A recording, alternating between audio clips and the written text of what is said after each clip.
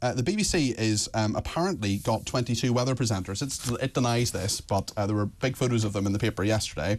It has defended paying around 2 dozen forecasters to present the weather on local and national news bulletins. Well, actually, there are more on the local bulletins as well, so there could be up to about 45 people employed to present the weather. BBC, obviously a huge broadcaster. We, I think, have 3 people here at talkTV, with the lovely Nazanin Gaffer is their main presenter. We've Joe as well, and we have Isabel. And yeah, I mean, we do it with 3. I'm not quite sure why they need 45. But anyway, the BBC has apparently dismissed reports that it employs a total of 45 such presenters on local and national TV. Some of them are freelance, some of them are not entirely employed the whole time, but at least half of them apparently are used as emergency cover for sickness and holiday absences. There's still 45 people, I think.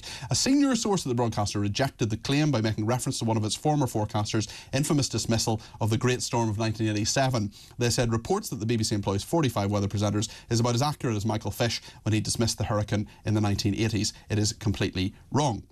It says it's employed about half the numbers that were being claimed in reports. Well, probably the best known weather forecaster is that guy Thomas Schaffernacker, who famously gave one of the BBC presenters, Simon McCoy, the middle finger on TV, yet somehow miraculously retained his job. The Taxpayers Alliance says we have had enough of bloated broadcasting and for the licence fee to be scrapped. I personally would be very happy for the newscaster to read out the weather and to give us a very brief summary of what is going on. I don't really understand why we need these incredibly long weather forecasts telling us every single thing, especially when they tell you what the weather has been over the last few days, saying, oh, we've seen this weather front coming in from South America or whatever.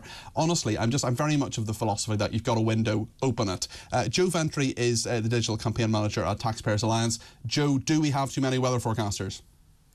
Well, hello, Peter. Thank you for having me on. I think in a nutshell, it certainly seems that way, doesn't it? And I think what it speaks to is this idea that we've got a very bloated broadcaster at the BBC, which, of course, you and I, licence fee payers across the country, are footing the bill for. And I think if we were looking at, companies like ITV or indeed talkTV, we're talking about instances where companies are paying for these broadcasters out of their own pocket, but we know that isn't the case at the BBC. We have 3. We have 3. We're a 24-hour network. We have 3 people. Okay, the BBC is a bigger broadcasting organisation, but I don't understand why we need so many people.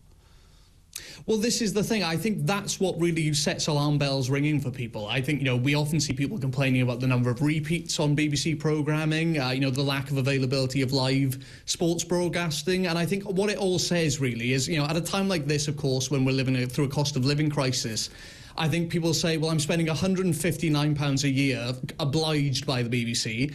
What value for money am I getting? And I don't think they're getting very much, frankly. Joe, I don't know about you, but I find weather forecasters in general, apart from the ones here, obviously Nazanin's lovely, as are Joe and Isabel, and I wouldn't criticise them for a second. They're very, very good at the job, true professionals and nice people off camera as well. But what I don't like myself is when someone says, do wrap up warm, bring a brolly, I'll get hypothermia if I want to. It's none of your business. What do you think? Well, exactly, and I know, speaking about the weather is one of the favourite British pastimes. Everyone complains about the weather, but nobody ever does anything about it. That's how the song goes. Well, indeed, exactly. But, I think, like you said, it speaks to this sort of lack of priorities, really, in BBC broadcasting. And I do recall a couple of years ago, I think the BBC spent something like £50 million trying to gauge the interests of its viewers.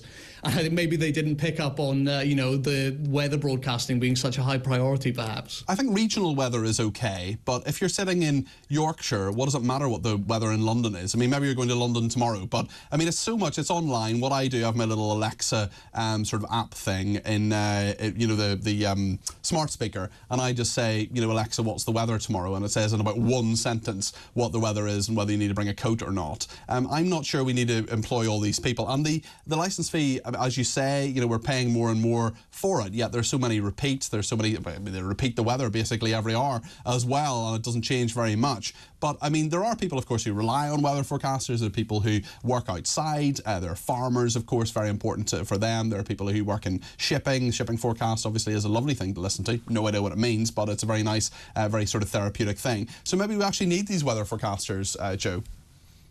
Well, I think it's an interesting point you raised, Peter, about, checking on your phone or on the Alexa to see what the weather is, because I think it speaks to the broader point that people's habits are changing when it comes to, news and entertainment and these sorts of things. And that is a perennial problem that the BBC is facing and doesn't seem to want to face up to, frankly. We've been warning at the Taxpayers Alliance for years that the licence fee model itself is woefully outdated. And even the government itself now seems to be catching up to this. We're seeing in government reports that they themselves think the model is outdated because, frankly, less and less people are going to pay for the fee in the years upcoming. Do you pay a licence fee, Joe?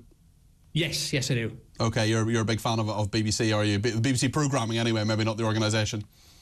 Well, I am a fan of BBC programming, and I think a lot of people are. And I think if you extended that offer to people to optionally pay for the licence fee, then I think a lot of people would. And I think the BBC should have enough trust in its own programming to offer that choice to people.